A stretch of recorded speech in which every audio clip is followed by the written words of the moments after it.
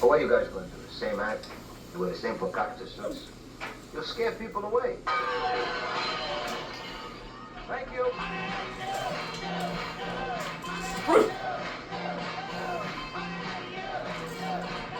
You're such a disappointing pair. I'm going to become a priest. You contemptible pig. You gotta learn not to talk to me that way. White men, white women, the swastika is calling you. Ho, ho, ho, ho.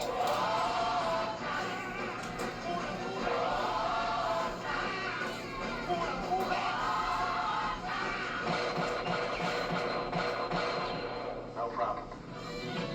Back to that same old place, sweet home Chicago. We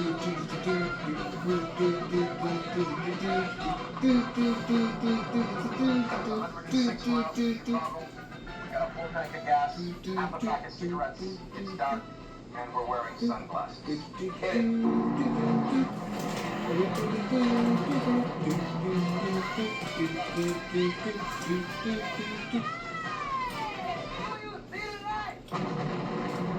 They're not gonna catch us. We're on a mission from God. You just tell us where they are, and there'll be no trouble.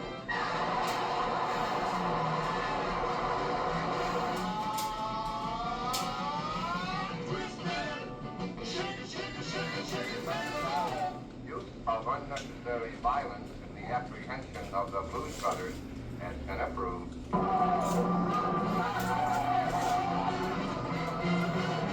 Are you the police? No, ma'am. We're musicians. Well, the Blues Brothers it is, and believe it or not, this is a take two. We had a phone updating problem yesterday that just kind of came up. So this smart technology is actually really, really incredibly stupid. So yes, I am going to blame technology for that little mishap, and we are not going to start over when it is 5 o'clock in the morning. So yes, this will be a Oh, sorry. Six. Oh, yes, it was 6 o'clock because it is daylight savings. So happy daylight savings. Yes, we did lose an hour of sleep, so that part kind of threw me off. But I'm only unhappy with it for just a day or two, and then I'm happy that it is lighter for longer. So, I don't know. That means the sun's out longer. It's hot. oh, gee. I guess it doesn't please everybody. So, so now, yes, the wonderful Blues Brothers made it through the survived. Blues Brothers. I guess that was the one that was picked through the wonderful DVD Russian Roulette. So randomly, it landed on the Blues Brothers. So this came out in the summer of 1980, and it will be reviewed right after this.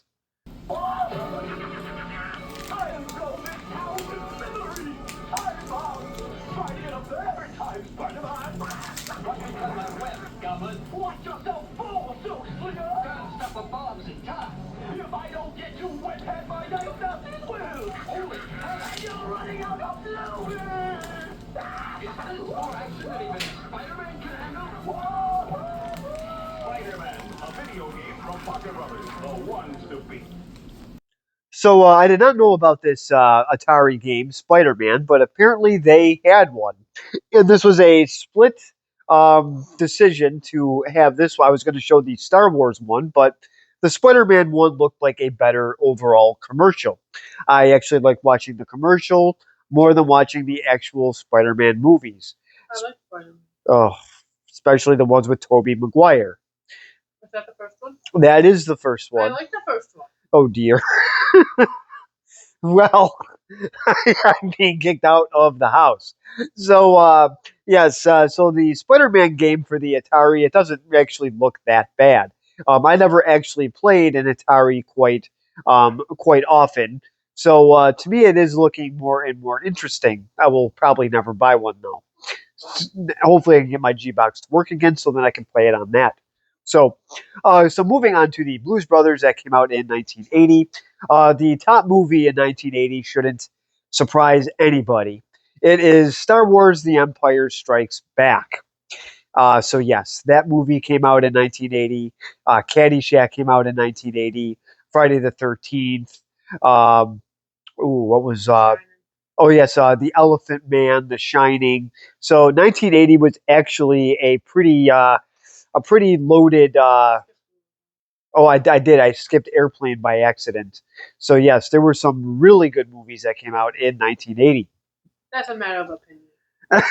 It is not a matter of opinion. It is a matter of fact. The Empire Strikes Back was a huge blockbuster, and I was talking about that one. uh, Caddyshack. oh, Katie's, you got to be kidding me. So, and yes, my one college professor did walk out of the theater and told everybody that that Darth Vader was Luke Skywalker's father. So that made everybody in line angry, and I'm actually surprised he's still alive. So, moving on to the Blues Brothers, this is starring, of course, the very talented Dan Aykroyd, who of course was in he was in Caddyshack 2. He was in My Girl 2. He was in Coneheads, The Great Outdoors. Yes, you have. Uh, Ghostbusters 2, Ghostbusters Afterlife, and the Ghostbusters Frozen Empire. And he also did produce the cartoon, and he was also in 50 First Dates, and I Pronounce You Chuck and Larry. And I'm sure he was in more, but I am not going to name every little thing that he was in. I do have a nice little Dan Aykroyd collection, though. And with him, of course, joining him is the wonderful and delightful, very drugged up John Belushi. Oh, You would not know who he is. Of course, he also got his start on Saturday Night Live, like Dan Aykroyd did. Um, and then also the movies he was in. He was in 1941, which I don't blame you if you've never heard of that one. I did He not. was in the movie Neighbors with Dan Aykroyd. Actually, he was in with Dan Aykroyd in 1941 as well. Oh, wow. I just remembered that. Let's see. The movie Neighbors was really nothing to brag about either. And of course, that was, I guess it was sort of a remake, but they were very different movies. But I'm not even sure if it was really considered a remake. But the same title, though, for sure. So, and then he was also in the movie Animal House. Never So heard of it. that is pretty much John Belushi's resume because unfortunately he died in 1982. And pretty much when they did the autopsy, out came alcohol and every single drug known to man. So that was a very, very sad passing, but it does happen from time to time with You people. weren't even alive then. No, I was not. So yes. So now let me explain. To answer the question, yes, I was born in 1983, but I saw what John Belushi did. I have some of his movies like Animal House. I had 1941. I saw Neighbors on HBO, and I owned the first 5 seasons of Saturday Night Live. So I saw John Belushi pretty much everything he did, and he was funny. I'm not saying what he did was good, but but he was a very amusing comedian. Um, and then, of course, his brother Jim does things now. And as you can tell from the rolling of my eyes, he's not nearly as good, and he can be very, very annoying. So, so next on this list, we do have John Candy, who is, of course, the cop in this movie that is trying to take the Blues Brothers down. And John Candy apparently needs an I know you know who John Candy is, and I am not. Um, so you just were not born at this time, so you didn't really see a lot of John Candy movies. He actually died a year before you were born. So of course John Candy was in Uncle Buck, The Great Outdoors. He had a cameo appearance in Home Alone. He had a show called Camp Candy that was a Saturday morning cartoon. He was in Wagons East. Um, what am I forgetting here? Who's Harry Crumb? JFK. Yes, the one with the controlling mother, which we can never remember the name. I still can't. So John Candy. Oh yes, and also Canadian Bacon. So yes, John Candy. I thought I mentioned Cool Runnings. Oh, and I forgot to mention National Lampoon's Vacation as well. So, so that is pretty much John Candy. Yup. They made him act like a doll. Yes, they did. So, and unfortunately, we did lose John Candy at a very young age as well, and that was due to smoking and drinking and overeating. So that was definitely a shame, and his last movie was a flop. So he didn't exactly go on a real positive note. So, so those are the three main stars, but we do also have the late Carrie Fisher. I don't think anybody's alive that was in this movie anymore. Dan Aykroyd is Yes, Dan Aykroyd is. That's one. out of 50. Yeah. So, and of course we know Carrie Fisher. She was Princess Leia in. I actually don't know who she is. Oh. I know that I like her. Oh well, yes. Debbie Reynolds was very tolerable. Carrie Fisher was just obnoxious, and she was, of course, Princess Leia in Star Wars: A New Hope, The Empire Strikes Back, Return of the Jedi. I can't remember if she was in the New Junk. And of course, she was in the Man with One Red Shoe, and also the movie The Burbs. So, uh, so that is Carrie Fisher. Then, of course, we had some cameo appearances. Pee Wee Herman, of course, is in this movie. Paul Rubens, that's the actor's name. James Brown is in a little bit of this movie. Kathleen Freeman is Sister Mary. And Kathleen Freeman was in The Naked Gun 3 1/3. She was in an episode of Becker. So she was in a lot of 80s and early 90s movies and shows. Let's see. We also have Aretha Franklin, who was in this, and of course they all had musical numbers. Ray Charles is actually running a music store. He was also a singer. So this is pretty. And then of course Frank Oz. I forgot to mention him. He is he's one of the prison guards at the beginning that is giving Jake his property bag, and we know him. He's the voice of Fozzie Bear and also the voice of Yoda. So I guess we have a couple Star Wars people in this movie. So the story here is pretty simple. Jake is getting out of jail. Elwood's picking him up. Jake, of course, is played Who by. names these people? I don't know. What's that name Elwood? They were orphans. They probably. I don't know. What does that do with their name? I don't know. Maybe they were dropped off when they were babies, and I don't know how that exactly works. Maybe the nuns that found them just named one Jake and named one Elwood. You know, I don't know how that worked exactly. So anyways, so he picks up Jake, and then they end up going to visit Sister Mary, and she tells them that the property was had an assessment on it. They have to come up with $5,000, which I guess in today's inflation would be $17,000. That's a lot of money. So the diocese decides to sell it.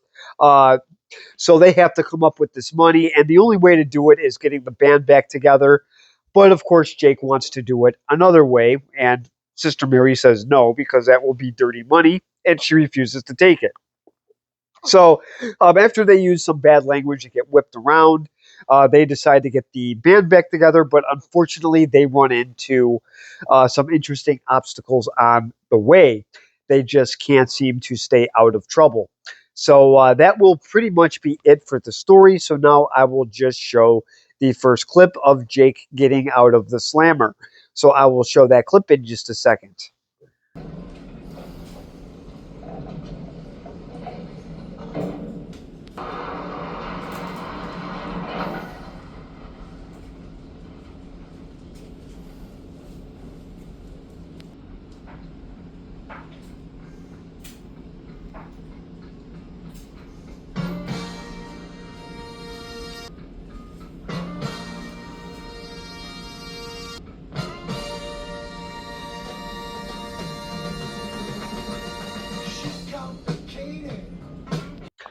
So this is Elwood picking Jake up in, yes, an auctioned off police car. So I do like the opening here, how it just has Jake come out. It has kind of a fancy entrance for him.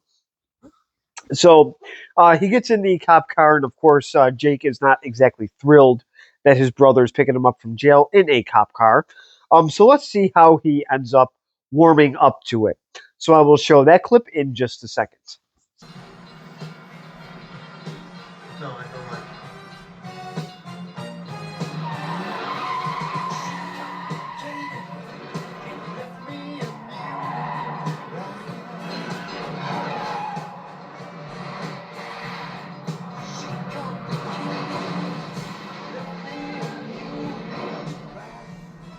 Car's got a lot of pickup.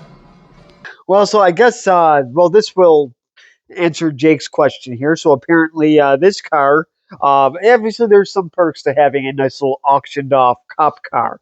So I guess it has the cop shocks, it has the cop tires, and it's got that nice little pickup to get across that little bridge there.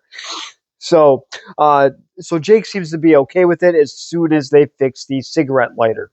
So this is the Bluesmobile.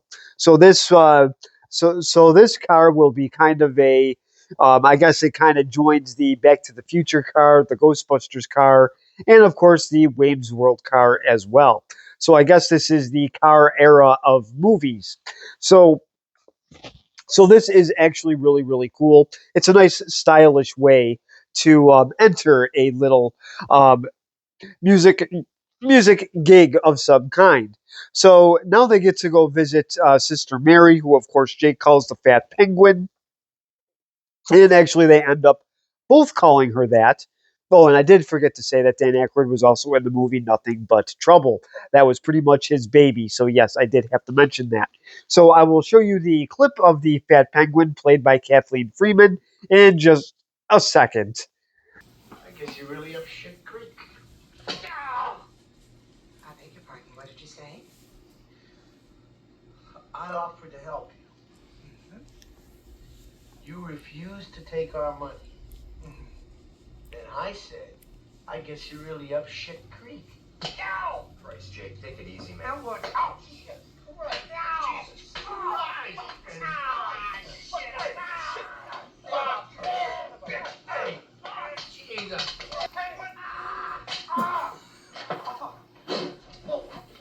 What's this noise, man?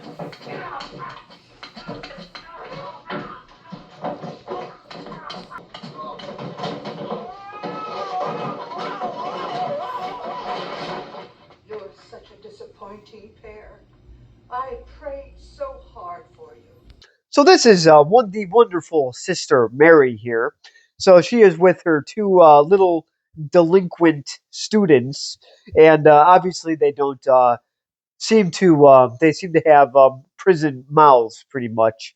Um, so Jake obviously swears first, and poor Elwood just tries to intervene, but he kind of uses the fictional character's name in vain. So I am so sorry. I will go to Jesus's grave. I'm sorry. That was a joke. I'll leave it at that. So so now so so they tend to get whipped around a little bit. She hits him with the ruler several times and then manages to hit Elwood right in the head. And I guess Jake, I guess he ate very well in prison because he was really stuck to that desk as he fell down the stairs. So I'm glad that his cushion on his belly was able to cushion the fall. So you know what? He really should have called her a fat penguin because I actually think Jake is a little bit fatter than Sister Mary there. So she obviously is very disappointed. So now the clip that I wasn't going to show yesterday, we are going to see Curtis, of course, played by the very talented Cab Calloway. So I will show that clip in just a second. You and the Penguin are the only family we got. You're the only one that was ever good to us. Singing Elmore James tunes and blowing the harp first down here. Well, the sister was right. You boys could use a little church, you know. Slide on down to what he's got to say. Curtis? I don't want to listen to no jive-ass preacher talking to me about heaven and hell. Jake, you get what? So this is Curtis. So he is like a father to Jake and Elwood. And Elwood, I noticed, does like to listen. Jake is kind of more, I should say, Dumb? I wouldn't say dumb, but he's more of a Dumb? of a back talker a little bit. So he even goes after Curtis a little bit, but he yells at him right back and says, "Wise up and go to church." Do I disagree with that statement? Of course, but that does end up helping them out. So I am all for what makes somebody better.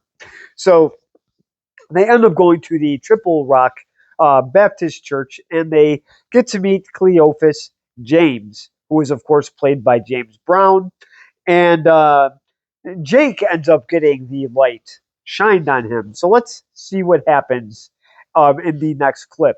It is quite interesting. So I will show that in just a second.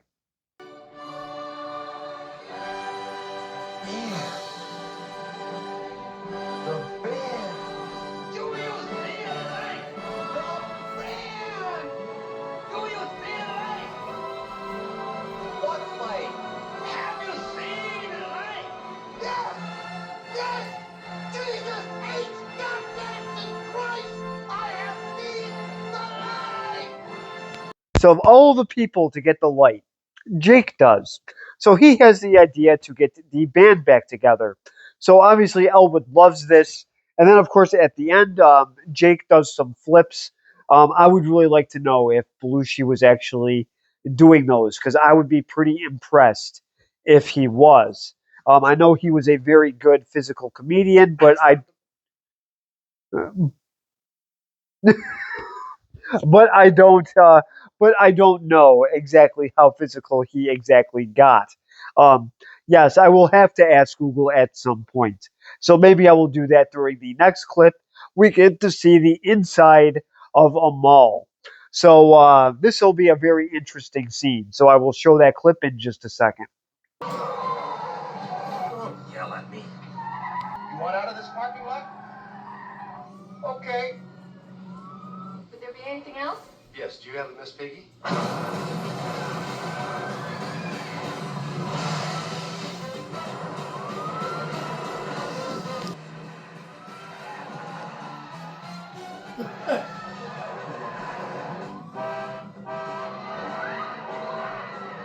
Hanson Burgers. Yeah, lots of space in this mall.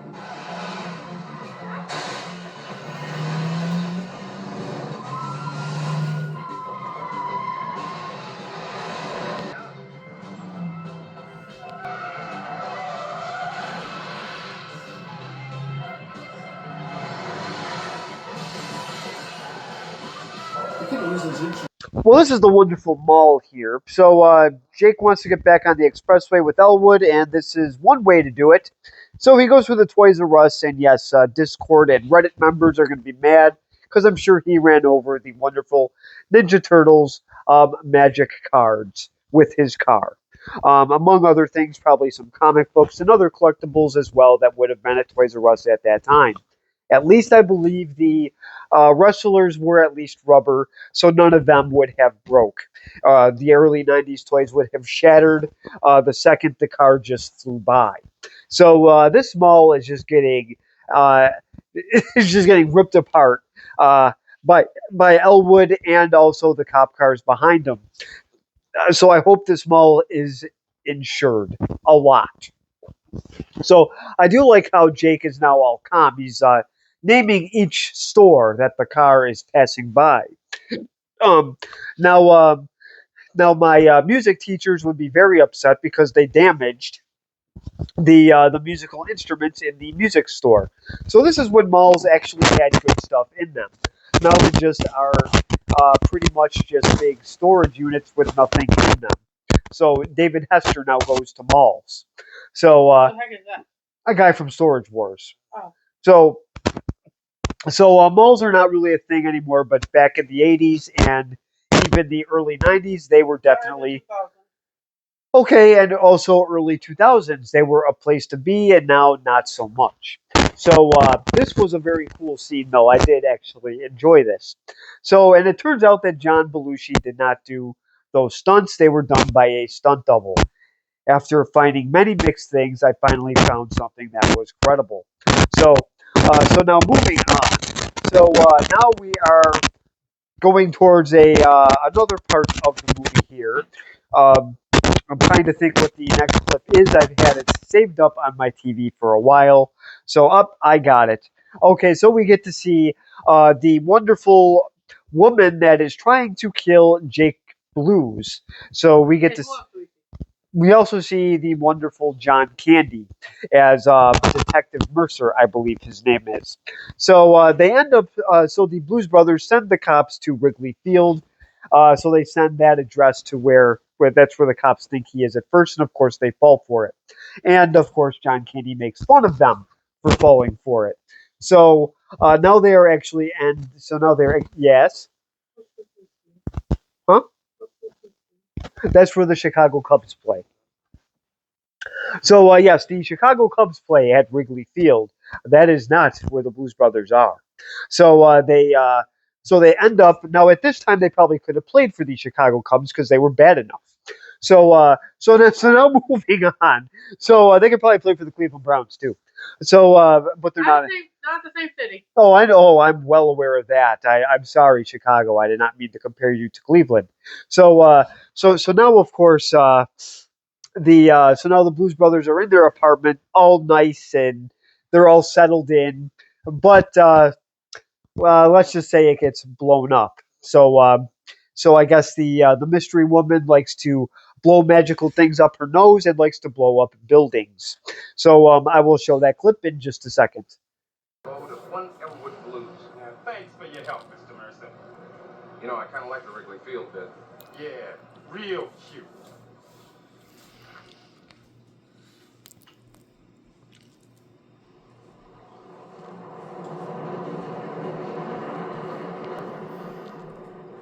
Stand back.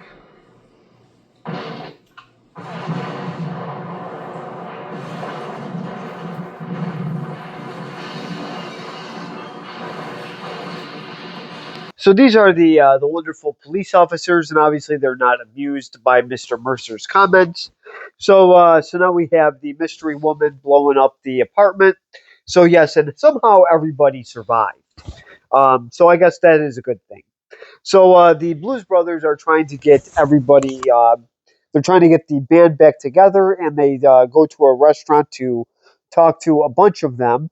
Um, so they end up getting most of them back, except they said that they need more horns, so they have to get Mr. Wonderful and Mac Murphy. Problem with them is they have big money gigs. Mr. Fabulous is working at a very fancy restaurant, and the Blues Brothers are now going into it, so that will be amusing. And Mac Murphy is running a little diner with his wife, who is played by Aretha Franklin. So, um, so obviously he has a steady job as well. So so uh, so now they are in a fancy restaurant, and we get to see Pee Wee Herman make his cameo appearance. So I will show that clip in just a second. Excuse me, won't you? Give us a bottle of your finest champagne, 5 shrimp cocktails, and some bread for my brother. Give a Dom Perignon 71 at $120. That'll be fine, pal.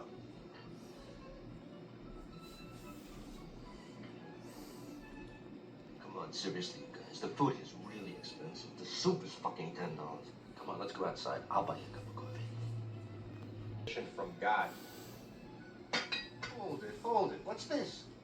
Waiter, sir, please. Waiter. Yes, sir. How are you selling? So this is a pretty funny scene. Too bad I couldn't show the whole scene because I don't know how strict Universal is going to be with this. So this is one way to get Mr. Fabulous. Let's get him pretty much fired. So obviously this is the waiter. They whistle over to him. They slurp their wine. They're feeding each other. Champagne, and and they're feeding each other shrimp. So and obviously Mr. Fabulous does get pretty embarrassed by this, so they kind of force him back into the band. So now they got most of the members, but we get to see them recruit Mac Murphy in just a little bit. But first, so they have cops after him. They got Carrie Fisher after him, and now they are going to get the Nazi party after them. How is that going to happen? What do the Nazis have to do with the Blues Brothers? We are about to find out.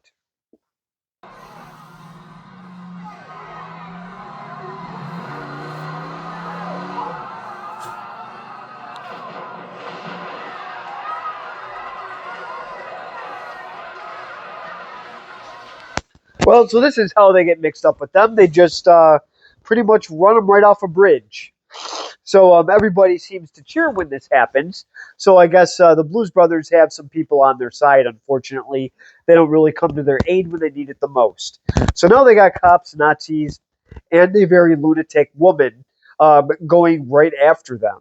Why is she after them? Well, because Jake decided to do a Jake move.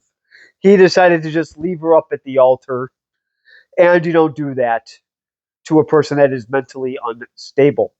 So, so pretty much Carrie Fisher gets to play herself in this movie. It's true. So she pretty much played herself on Big Bang Theory. That was not herself when Sheldon was with James Earl Jones, and they pulled a fast one on Carrie Fisher. They rang her doorbell and then ran. You don't remember that episode? Was that after season 8?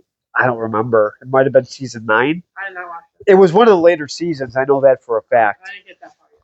So anyway, so going back to the Blues Brothers, we get to see Aretha Franklin, and here's a rare role for her. She is taking food orders instead of ordering the food. So I'll show that clip in just a second. And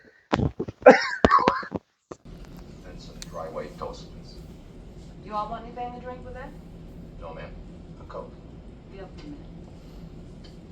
We got 2 honkies out there dressed like Hasidic diamond merchants. Say what?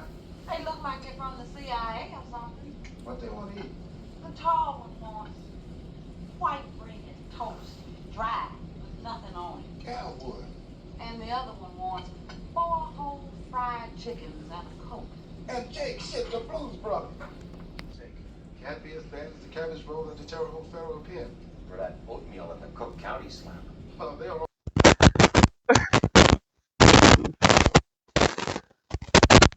So this is the wonderful diner here. So they're trying to get Mac Murphy back. And Mac does try to stand up to his wife or girlfriend or whatever she is. And she pretty much tells him that, yeah, that he is his own man, but he has to live with the consequences. So Jake wants to get 4 He's whole... gonna be single like you. So Jake ordered 4 fried chickens. That's okay because Aretha usually eats 7. So now they get them their food and their dry toast with nothing on it. I don't really see anything wrong with that. That's gross. So they end up having their meal and then they leave with Mac Murphy. So now they have their band pretty much back together. So now they got to pick up some instruments and we get to meet a very, very interesting store owner. Let's see who that is. He does stop a shoplifter.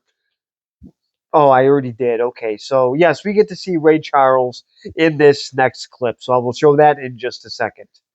Not like these, they were beautiful. Upholstered with thick red shag. Oh, right. I remember now. As a matter of fact, I'll buy them all back for $3.50 a piece. $3.50. I paid $800 each not 6 months ago. You know depreciation, man. Ray, we're here to buy stuff. We need pianos, amps, mics, the works. Now go on, get. So here's the other clip here of Ray Charles. I guess he catches that kid somehow. He must have heard him in the back, creeping up on him. So he takes a gun and shoots. And does he miss? Yes, but he scares the kid and he runs off. So this is one way to handle shoplifters when you cannot see. So then Ray Charles, of course, tries to get him with some musical equipment, talks about depreciation value, uses that whole excuse there to try to buy it back at a very, very cheap price. So obviously, Ray then goes into a song, but of course I can't show that because of copyright things. But I'm going to try one when we get to Bob's Wonderful Bar here, with the Blues Brothers going to a country bar and singing their kind of music, and let's just see what happens when they do. So I will show that clip in just a second.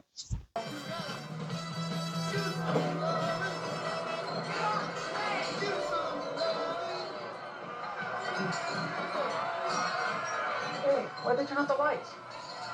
Maybe they blew a fuse. I don't think so, man. Those lights are off on purpose. Okay, we gotta figure out something these people like and fast. Hey, I got it. Remember the film from Rawhide? The old thing?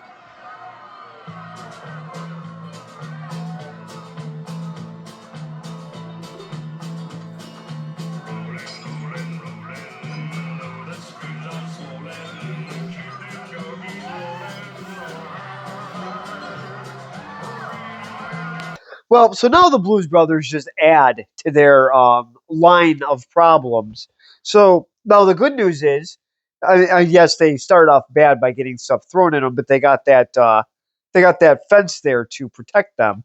So they get into some country music and they get the crowd back on their side. The problem is they bought $300 worth of beer. So now they owe a huge tab and they're not going to pay it. They're going to do a dine and dash. So now they have the owners of the bar after them, and then they have the real band that was supposed to be there. The Good Old Boys show up very, very late.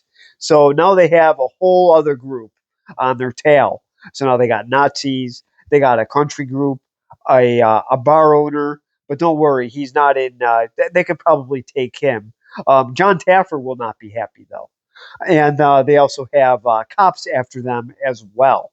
So they have a whole group of You people. got the mystery lady that was Oh, I forgot about the very forgettable mystery lady, Carrie Fisher. Well, everybody forgets about her. And she's after them and still is. So now I will show the final clip. This is the last gig, and I'm not going to show you any more. You are going to have to find this all out for yourself. So I will show the last clip in just a second.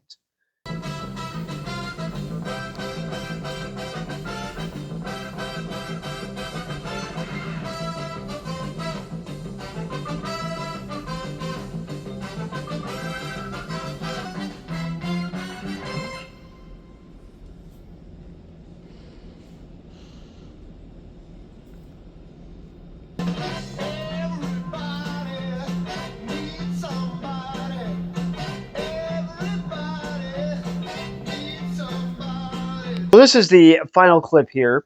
So yes, there is more, obviously. How do they escape the Nazis, the mystery woman, the good old boys, the bar owner, and the cops? And do they get the $5,000 to save the orphanage? We don't know. You will have to watch this movie for yourself, but I know that. I don't know. You do know. Okay. So, yes, I know that a lot of people have seen this, but there are some younger people that actually have taken interest in Dan Aykroyd himself. So they really might want to see this. So now that I'm doing my review here, is this a good watch or is this something to just throw out? This is a very enjoyable movie. I know somebody wishes that Bill Murray was in this, but no, this is Dan Aykroyd and John Belushi at their best. Like I said, this was a Saturday Night Live skit that went up into a motion picture, and this was a huge hit. This is one that I do highly recommend. I will give this a nice little B plus grade on this. The cast was very, very good. There was no overacting. If you were going to make this today, it would not. No, don't even try. It would be very bad. So so definitely give this one a look. I forgot what streaming service it is. Is it what does Universal? Is it would it be Paramount or would it be? Probably. Okay, so it would be so if you do have the Paramount streaming service, you can use that.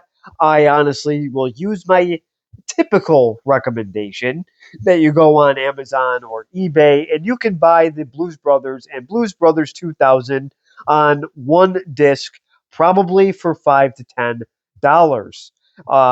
is worth having both of them around. I know that some people don't like the second one, but just to get the first one is totally fine. So, absolutely, no capes and lasers, but very, very enjoyable. So, comment below, subscribe if you want, and thank you very much for watching.